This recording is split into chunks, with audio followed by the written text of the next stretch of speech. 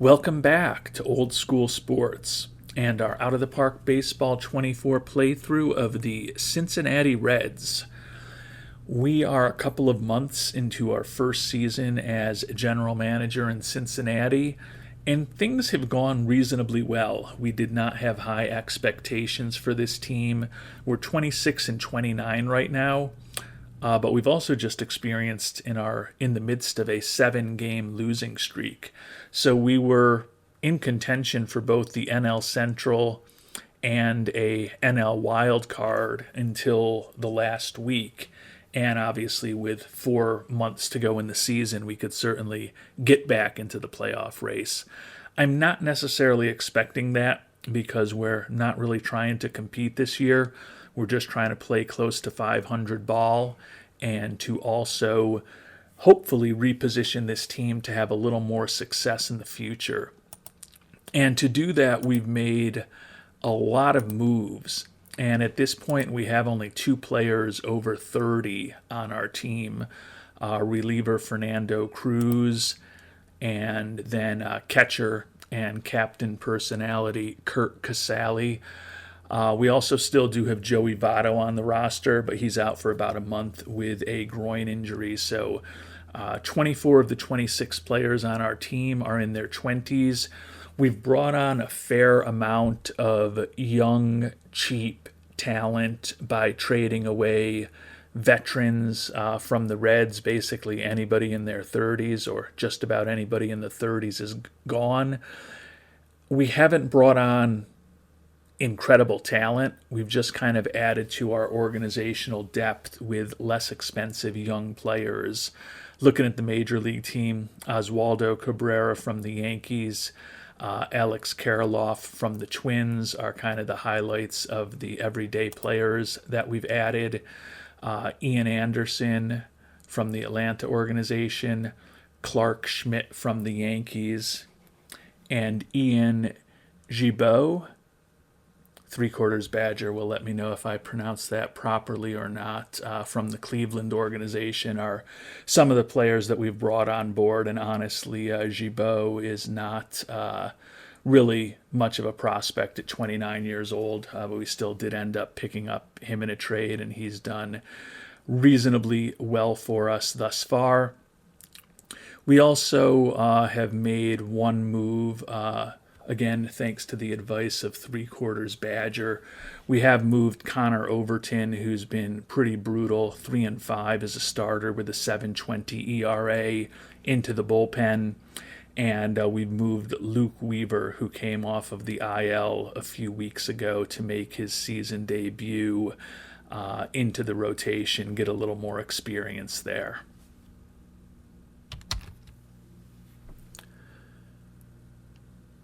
And as I mentioned, since we're really not thinking that we are a serious competitor to win a title this year, the goal is just to bring some cost-effective youth onto the roster while being respectable. We've got to play close to 500 ball. If we keep a 473 winning percentage, probably gets us into the neighborhood that we need to be. We also need to improve our fan interest, and that's a very high priority goal for Mr. Castellini and the rest of the ownership group and his family. You can see we picked up 13 points, but given that it is a very high priority goal, when we get closer to the trade deadline, I would consider bringing on a little bit of salary just for one season with a relatively popular player to hopefully ensure that we get some brownie points with ownership on that goal to give us a little more credibility as we are still in the very early stages of this playthrough. And taking a look at our schedule for the month as we get closer to the amateur draft and the all-star break, and then eventually the trade deadline at the end of June. We've only got 6 games in our division coming up. Hopefully we can break this 7-game losing streak at Fenway today. But then after that, we've got 4 against Milwaukee this weekend, and then 3 at St. Louis the weekend after that. So just 7 games against NL Central opponents here in the month of June. Fair amount of game against American League teams with Boston, the Royals, Houston, and Baltimore on the schedule for the Redlegs.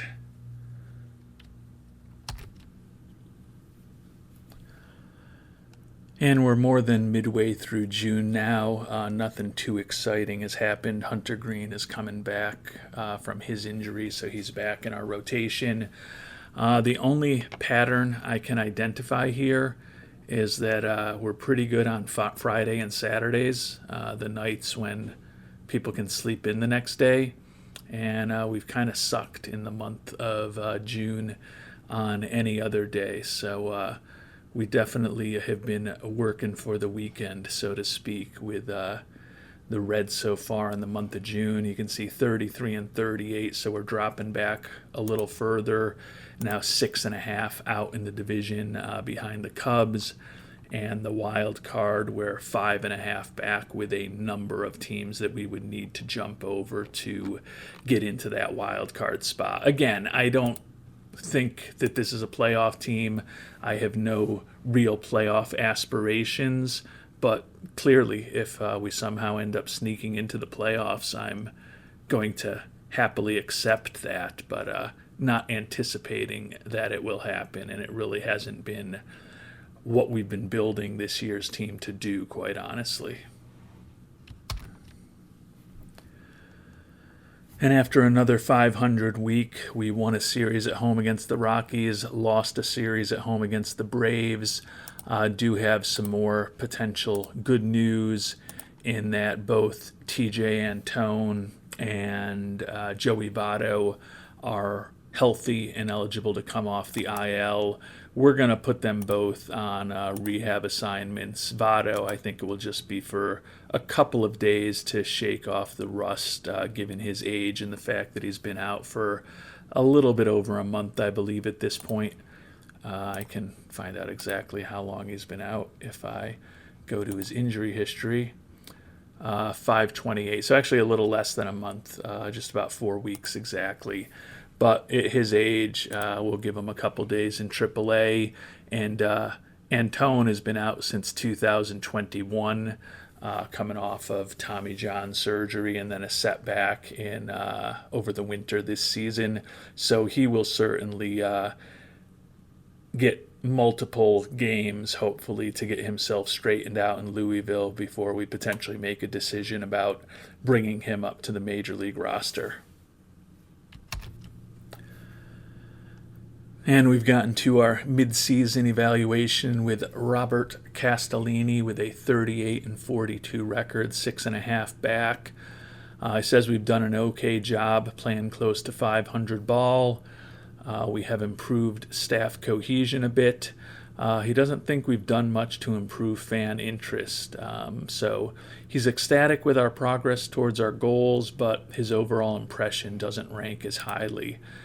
I mean, quite honestly, given that we've bumped fan interest from 41 to 54 without really having any money to spend, I think that's actually pretty decent. But clearly it doesn't make him as happy as we want to make him because, as his son and he explained about a year ago, people in Cincinnati should just be happy to have him as the owner and the leadership of this team, because anyone else who would take it over would do a worse job than them and probably just move it right out of the city. So we better be careful what we ask for, and we better just be thankful every day that the Castellinis are in our lives. So I will try to do better, Robert, to make you feel the love from me as your general manager that everyone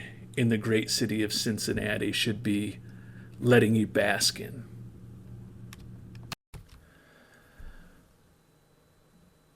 And Votto's got a couple of hits in his 2 days down in Louisville, so we're going to bring him back up to the major league team. Christian Encarnacion Strand, who we brought up to give a chance, has actually been a pretty good hitter for us. 269 average, 5 homers and 19 ribbies and 104 at-bats. Good for a 117 OPS plus, 121 WRC plus.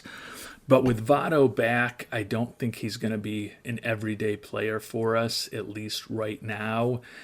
And we have been trying to transition him to first base and also want to improve his development at third base. So we're going to actually put him back in the minors for probably until September to hopefully get him completely trained up and as effective as possible at playing both of those positions because he certainly could be our replacement for Joey Votto next year. We do have a team option at $20 million. Have a hard time believing that we're going to exercise that on the 40-year-old Votto, even though we will certainly miss his perfect personality in the clubhouse and what he has contributed to the Reds over, I believe, 15 plus seasons at this point. And we ended up losing our last game in the month of June to the Padres, 2-0 in 10 innings.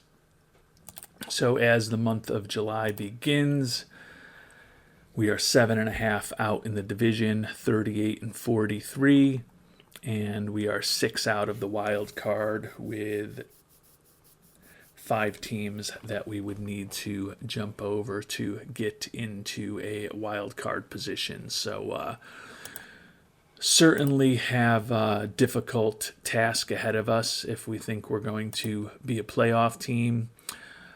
We still somehow are tied for first in the National League with runs scored. The pitching staff has been a problem. We're 11th in runs allowed. But we have definitely been a bit unlucky. Our Pythagorean record is 42-39, but we have at this point had 2 consecutive losing months. Hopefully we can break out of that in the month of July, have at least I guess it would be our first real winning month. We were 1-0 in the month of March, but would be nice to have a winning record in a somewhat larger sample size for the month of July, even though not going to play quite as many games because of the All-Star break. But hopefully we can start playing a little better over the next couple of weeks. We're doing some final scouting to get the team ready for the rookie draft, where we will be picking 7th overall and hopefully should be able to bring a player into the Cincinnati organization that will hopefully have a pretty significant positive impact for this team 3, 4, 5 years down the line. And we've played a lot better thus far in the month of July. You can see we've gotten the record back to 500 at 45-45, only 4 games out in the division. So it's been a really good month for the Reds. You can see 7-3 over our last 10. As I mentioned, still in 4th place, but only 4 games out in the division. And we are now only 2.5 out for the wild card. So things are going reasonably well so far. Jonathan India, who was the National League Player of the Month in the month of April, just won Player of the Week for the year, hitting .290 with 16 homers, 59 ribbies, 54 runs scored. Definitely has been one of our most productive offensive players, one of our most productive players overall. Would have to think he is a very strong candidate to have been named an all-star for us, and let's find out if we have more than one all-star for these Reds. Not expecting to see much for the pitching staff, and we don't. We do see Jonathan India there as a second baseman, and perhaps not surprisingly, it looks like he is the only all-star for the Cincinnati Reds here in 2023. As I mentioned, he's had a really nice year for us. He has been moved into more of a DH role since we picked up Oswaldo Cabrera from the Yankees. But with that 126 OPS plus, 131 WRC plus, has definitely been a pretty productive offensive player for the Reds this year. And although his arbitration number is creeping up towards $5 million range next year, given his strong performance on the field, He could definitely be somebody with his pretty useful bat that our scout at least thinks still could get a notch better in terms of his home run power and his eye. Would have to think that he can be a player who can hopefully help continue contributing to what we're trying to do here with the Reds for the next several seasons. And unfortunately, as we get ready for the draft and the All-Star game, we just lost starting third baseman Spencer Steer, the 25-year-old, to a strained hammy that's going to keep him out for 2 to 3 months. He's hitting .279 with 27 doubles, 13 homers, 119 for his OPS plus and his WRC plus, a 2.5 WAR on the season. So he had been certainly one of the top players on the Reds, and now we likely won't see him until perhaps the last few weeks of the season in September. So definitely an unfortunate loss there. We are going to place him on the IL. That will allow us to bring Encarnacion Strand back up, and we will move him from forced starting him at first to forced starting him at third base, let him hopefully learn to play the position a little better here at the major league level. That's certainly more of his natural position than first base. That 65 infield arm definitely largely wasted as a first baseman. He's certainly not an ideal third baseman.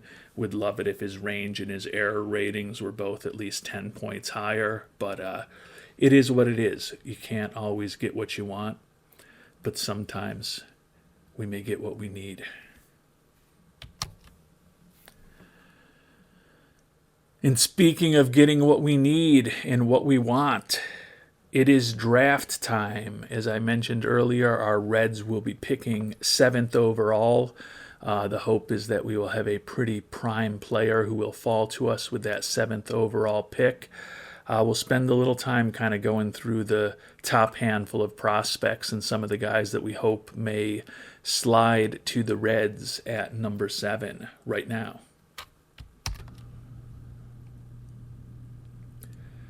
So taking a look at the top hitters available here in the 2023 draft, you can see there's 6 players that our scout thinks have 4-star potential or higher. So with the 7th pick in the draft, odds are at least one of them will fall to us. Our scout thinks that Dylan Cruz is by far the premier prospect in the draft. Certainly looks like he could be a respectable outfielder with a very good bat if he completely develops. Eric Batanti, the third baseman, looks like a prototypical third baseman. Good arm, decent range, decent home run power, decent bat overall. Max Clark, another center field prospect, looks really just clean and straightforward, can potentially be a well above average contact hitter who's a little above average in just about everything else. Play a nice defensive center field for you, potentially a little bit of speed, can bunt a little. Pretty clean prospect overall, but his bonus demand is definitely going to be well over slot unless he's one of the top couple players picked in the draft. Another center fielder, Walker Jenkins, similarly a pretty clean prospect. Not quite as good defensively, but looking for a little less money at all as well, so he could be in the mix. Ty Pete, a shortstop prospect. Love the high work ethic, intelligence, and leadership. Think there's a pretty good chance that he will develop as expected, which would be above average contact and gap power with closer to average home run power, eye, and avoiding strikeouts. Not really a shortstop. He's really a third baseman based on his ratings, but could play short or second at the major league level likely if necessary. And then another third base prospect in Braden Taylor. Also looks like he could have a somewhat interesting bat. There's also 4 of the 5 prospects that our scout sees as having 3.5-star potential are catchers. So between Grayovac, Jackson, Mitchell, and Smithwick, probably going to be some catchers coming off the board in the middle to late part of the first round of this draft. Taking a look at the pitchers, there's kind of four who stand out. Bryce Eldridge, actually don't love. If that changeup doesn't develop, he's a reliever, and there's a decent chance that it won't develop. Now, he is a player who could be a potential two-way player. And when we look at his batting ratings, honestly, with the 60 contact, potential 70 power, and 70 eye, to me, he's actually more interesting as a potential hitter than he is as a potential pitcher. And he certainly, with that 65 outfield arm, could be a decent right fielder. Could certainly also play left. So although I'm not thrilled with him as a pitching prospect, or more accurately as a starting pitching prospect, and I would not take a relief pitcher at number 7 overall unless it was the next Mariano Rivera or Goose Gossage, he could definitely be in the mix with that bat, because I think that bat is kind of right up there with some of the best position player bats that we've seen. Paul Skeens, to me, is probably the best starting pitching prospect available. College player, great competition at LSU, 10-4 this year with a 2.11 ERA. You can see he's already got 3 major league pitches. He's already got major league stuff. The question is how good his movement and control could be.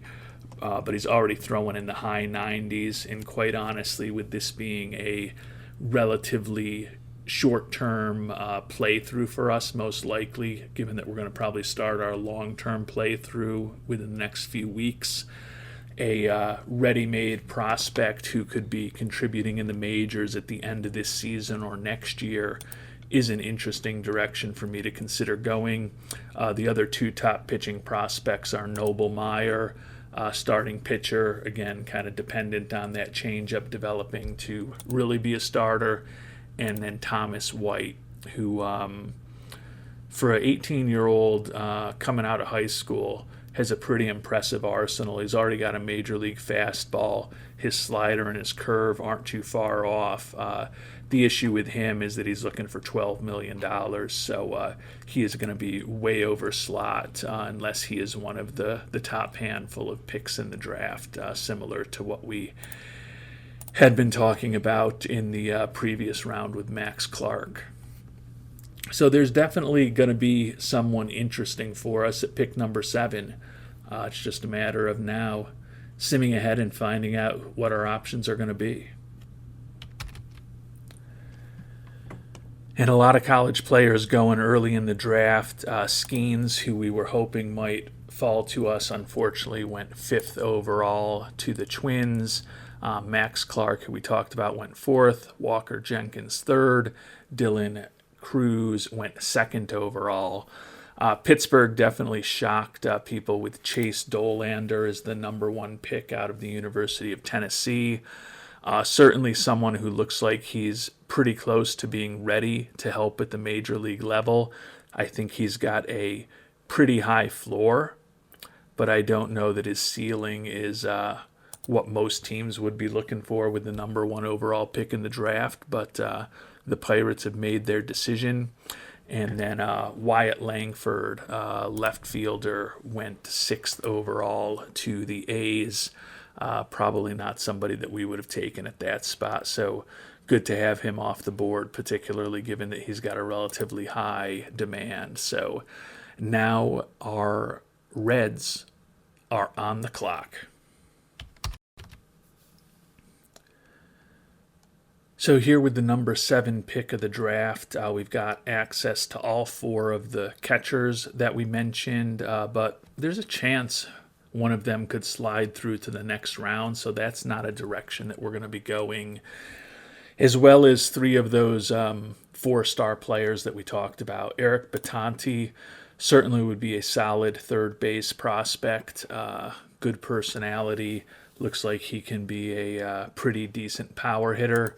He's definitely in the mix. The other third baseman, Braden Taylor, a little more of a contact hitter, but still easy sign, only looking for slot. pretty nice prospect out of college who could be helping us at the major league level maybe by the end of the 2024 season. And then there's Ty Pete, the shortstop prospect. Again, has the holy trinity in terms of development of high leadership, work ethic, and intelligence. Don't think that he stays at shortstop for the course of his career, but still could be a pretty useful player. But there's also a couple of interesting pitchers that are still out there. I really like Thomas White. For an 18-year-old, he looks like a guy who could be ready to pitch in the majors by the time he's 20, 21 at the latest. So he'd be a prospect who could potentially develop very quickly. Big concern with him is that he's looking for $12 million. That's going to be a tough pill to swallow for the Reds, but he's certainly an interesting prospect. And then there's obviously still Bryce Eldridge. Talked about the fact that if that changeup doesn't develop, he's most likely a reliever, which we certainly wouldn't normally pick number 7 overall. But as we talked about a few moments ago, I think he's a better prospect as a hitter than he is as a pitcher, with potentially 60 contact, 70 power, and a 70 eye. His gap power and his avoid strikeouts look like they both will be below average. Honestly, he doesn't have a ton of speed anyways, so the lack of gap power doesn't concern me that much. But at 6'7", 225 with plus contact and potentially exceptional power and eye, do I dare say that the best case scenario for Bryce Eldridge is becoming a player at the major league level whose prototype rhymes with Karen Fudge? So I think that I am going to go for Bryce Eldridge here, go for the two-way prospect. Maybe he becomes a big-time pitcher. I think more likely he becomes a outfielder or first baseman with an excellent bat who could potentially give you something as a reliever. His demand is also pretty low, so for a team like Cincinnati, I think he's a real interesting prospect to potentially draft. I guess we should at least check in with our scout and see what our scout suggests. He recommends the third baseman, Batanti. I just don't like his bat as much as I like Eldridge's bat. It's more balanced here, but Eldridge's bat is potentially 60 contact, 70 home run power, and 70 eye.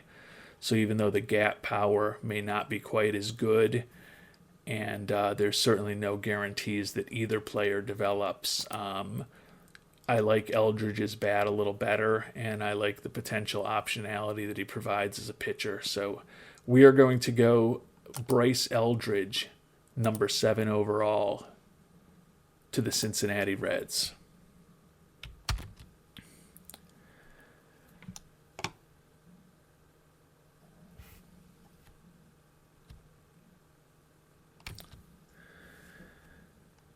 And our Reds are up on the clock again. I kind of paused because I was a little confused when it said that we had another first-round pick, but it was so far. But that's because there's 18 supplemental first-round picks this season, apparently. The Reds with the 9th of those 18 picks, and then we'll be back on the clock early in the second round. So we've definitely got an option to potentially get 2 of the players that we're going to be looking at right now with our next first and second round pick.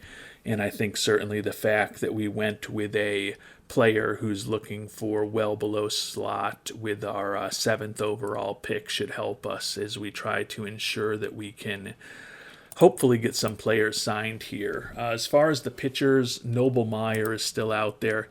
He's looking for a ton of money. And as we talked about, he's a reliever, admittedly an excellent potential reliever if that changeup doesn't develop, but just think it's a little early for a player like him, and I also don't know that we're going to be able to get him signed. The only other pitching prospect I'd consider taking here is the starting pitcher, Xander Muth. 6'6", 18-year-old. He's similar in that if that changeup doesn't develop, he probably ends up as a reliever, but he's at least looking for slot rather than over $9 million. I don't think that's the direction that we're going to go here in the first round. If he's still around with our second round pick, he could be a interesting pitcher to take a flyer on at that point, though. But I do tend to think we're going to go with a position player here with our supplemental first round pick. Presumably our scout is going to recommend Eric Batanti since the third base prospect is still out there. He's not looking for a ton of money, a reasonably clean prospect. I don't think he's a great player, but is he a solid major leaguer? I think most likely he is. And then Ty Pete, we've talked about him as a shortstop. Really going to end up moving to second or third. Obviously at 6'3", he could certainly play first. And he could play left or right field. So pretty versatile defensively. Good contact hitter who, again, could have plus gap power and home run power. If everything works out, he's going to have average eye, average avoiding strikeouts. And as I talked about with that high leadership, work ethic, and intelligence, in terms of a player who's going to hopefully develop to his full potential, he's got everything going for him with those three traits, as well as the good coaching staff that we've built throughout the minor leagues in Cincinnati. So he's certainly in the mix, but we'll also take a look at three of the four catchers who are still available. Gavin Grayovac, just don't love his glove. I think the bat is very interesting for a catcher. He's got the high work ethic. He does have the capability to play a lot of different positions. He's not going to be great defensively anywhere, but he could play left or right field for you. He could definitely at 6'3" play first base. He could play third base. You can also play him at second. You could play him at center. You could even play him at short, but you'd not necessarily feel great about playing him at those premium defensive positions. In fact, I don't even think defensively you'd feel good playing him at those premium defensive positions. But certainly a interesting bat, just not a catcher in my opinion, but someone who I think could still be an interesting player to have on a team, is a guy who can have an incredible amount of versatility defensively with a pretty productive bat. Riley Jackson, average catcher ability, average catcher arm. Looks like he could be a bit above average in terms of his bat. Not looking for crazy money, so he's an interesting prospect. And last but not least, among the 18-year-old catchers, Campbell Smithwick. The best of the crew defensively, probably the least interesting bat simply because of the lack of home run power, but good contact, good eye, definitely an interesting prospect to think about. I kind of like all five of these guys for various reasons. Definitely going to go with one of the five of them, and if one of them is still on the board in about 12, 13, 14 picks, however long it is till our second round pick comes up, would love it if I'm able to add two of these five players, but that may be asking for a lot at this point. And to me, the two players that I'm most interested in for the Reds organization right here are the catcher, Gavin Grayovac. Again, I don't see him being a catcher, but I like the fact that you could play him at third, first, left, right, even second base potentially, and feel good about playing him at some of those positions and feel like you can at least play him at some of those positions. I like the plus contact, the plus home run power potential. So he's a really interesting prospect that I like. The other guy I like is Ty Pete, though. Those of you who have watched me in the past know that I care a lot about personality, and he's got the perfect personality to meet his full potential. I like the fact that if he does meet that full potential, he's average or better than average.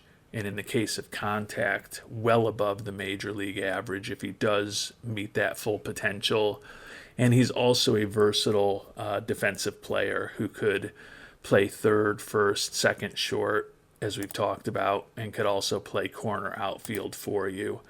We'll check in, assuming, and it's always dangerous when we assume, as we know, that our scout is still going to recommend Batanti since he was recommending that we take him about 30 picks ago.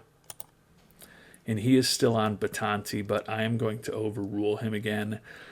I'm going to go with Ty Pete here at the ninth pick in the supplemental first round. I would love it if Grayovac was still around. If Grayovac's not around, Campbell Smithwick, I think, would be a potentially interesting pick. Wouldn't hate Riley Jackson for the second round. And obviously, if Batanti is still around in about 13, 15 picks, however long it's going to be, and obviously, if I wanted to count, I could figure that out. There's 9 more picks after us, then 10, 11, 12. So will be the 13th pick. There will be 12 players picked after we make this pick before the second round. So it's not inconceivable that one of these guys that we're looking at will be around then. But we are going to go with Ty Pete here in the supplemental first round. We'll auto draft till our next pick. And we still got Batanti, Grayovac, and Riley Jackson all still available. So everything coming up Millhouse for the Reds thus far in this draft. Taking a look at the pitchers, Xander Muth is still around. The real expensive guy who was looking for big bucks is gone. Muth is interesting to me only because we haven't drafted a pitcher, given the fact that we're going to most likely turn the pitcher that we picked into a first baseman / corner outfielder / DH. For an early second round pick, given that there's a decent probability he ends up as a reliever, I think that's still a little earlier than what I would like to do. So we are going to go back to debating between Batanti, Grayovac, and Riley Jackson. And although I think Riley Jackson's bat is just as good as Batanti or Grayovac's bat in terms of the potential, I do like the defensive versatility that both of these players potentially offer. Looking at and they're very close. Honestly, the only difference in terms of their potential is that Grayovac's a notch higher in terms of his contact potential, and Batanti is a notch higher in terms of his gap power potential. But otherwise, their overall offensive potential is identical. Grayovac, a little bit better of a bunter and a little bit more speed. So that helps a little bit. And honestly, the fact that the speed is well below average for the likes of Batanti does minimize the value of him being a little better in terms of his gap power. Taking a look at the defensive ratings, they're both players that can play a lot of different positions. Outfield, they're defensively identical. Infield, I think, they're close. To me, range, getting the glove on the ball is probably the most important thing. So you kind of have to give Batanti a little bit of an advantage there. But the error rating favors Grayovac a little bit. The arm favors Batanti a bit. Turning double play favors Grayovac a bit. They're very close prospects. So to me, it comes down to the fact that although I think you can argue that Batanti is, and this is arguing again just because of his at least average infield range as opposed to below average range, and the fact that he's a couple inches higher if he ends up at first base. You can argue that Batante's a little better defensively, but quite honestly, as far as the offense, again, this is quibbling over tiny differences. But I kind of prefer the extra contact that Grayovac has and the fact that he's a little bit better at bunting and base running and speed.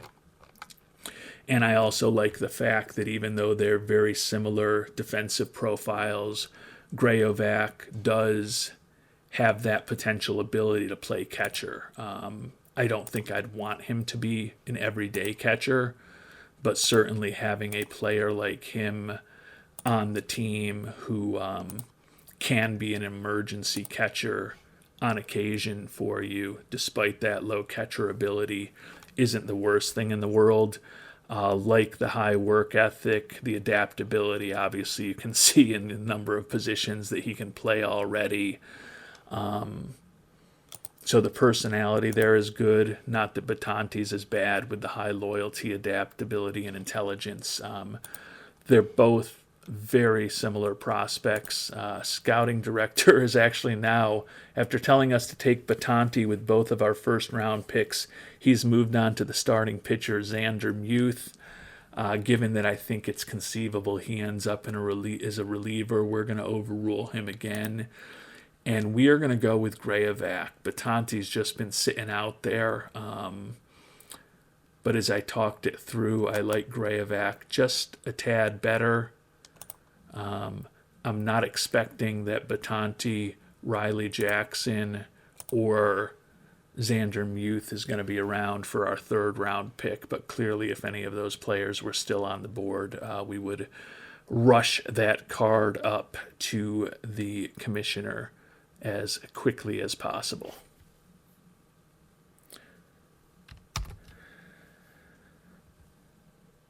And I am absolutely shocked, but our scout obviously must have a different view of Batante than most people do, because he is still on the board here in the third round. His bonus demand is not excessive, $750,000. He was a value in the first round. Take a look at what the OOTP Scouting Association says, and they still have Batante very high as well. I don't necessarily understand why he is still here in the third round, but we will see what the scouting director recommends. And he's back on Batante for the third time in our 4 picks, and I guess he's looking for slot now. It says his demand was $750, but it says that he's looking for slot now, but that's still fine.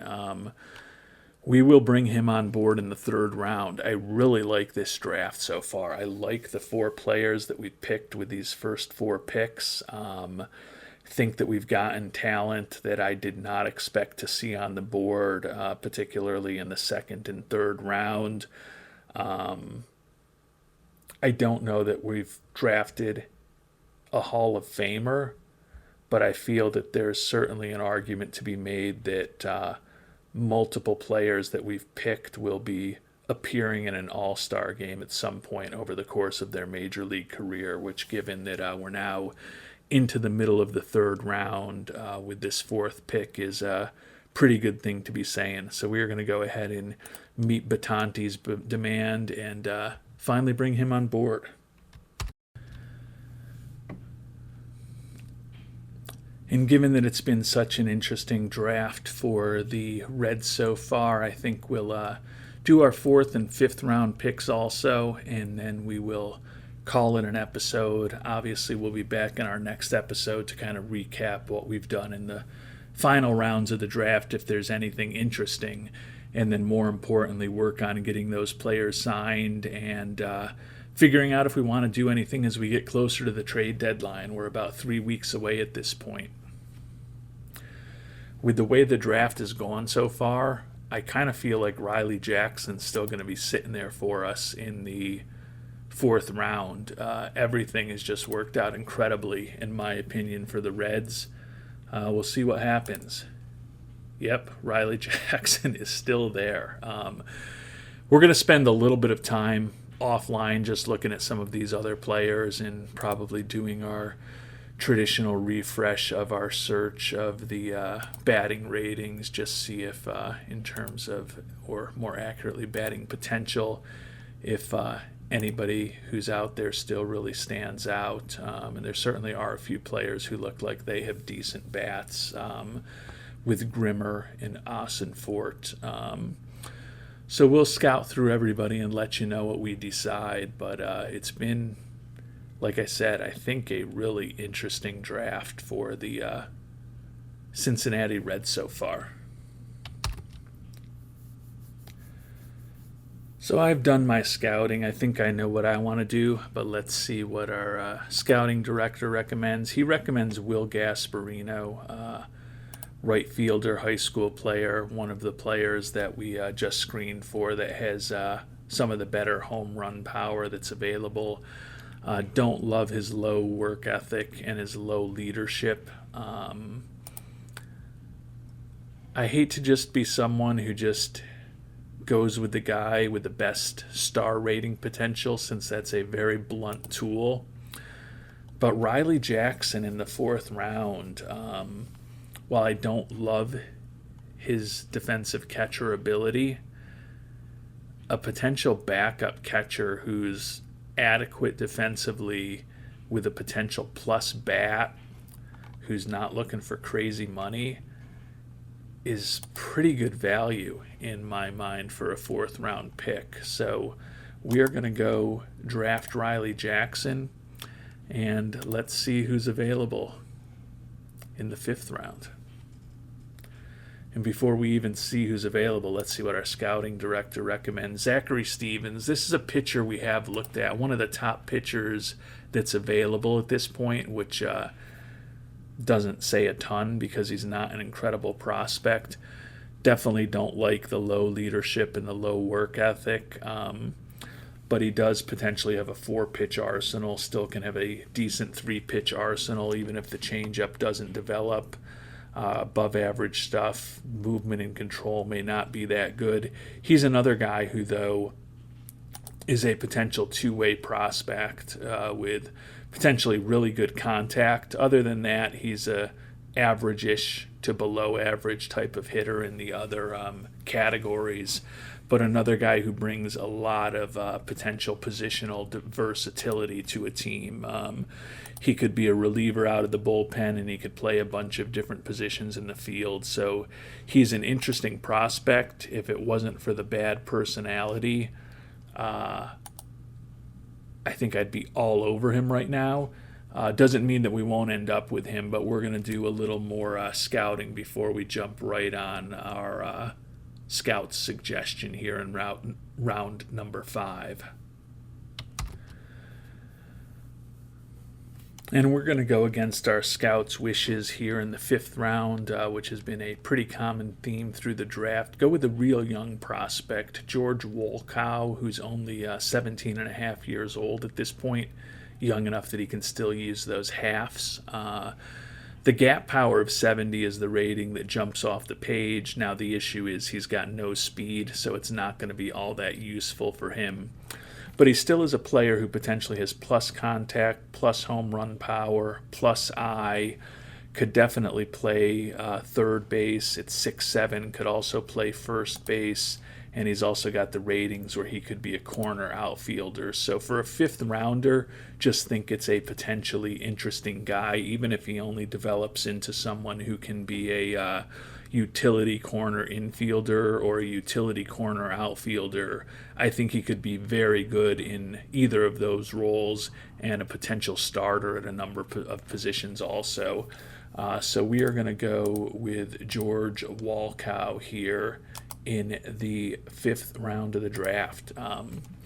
So 6 picks through 5 rounds for our Cincinnati Reds: Eldridge, Ty Pete, Gavin Grayovac, Eric Batanti, Riley Jackson, and George Wolkow.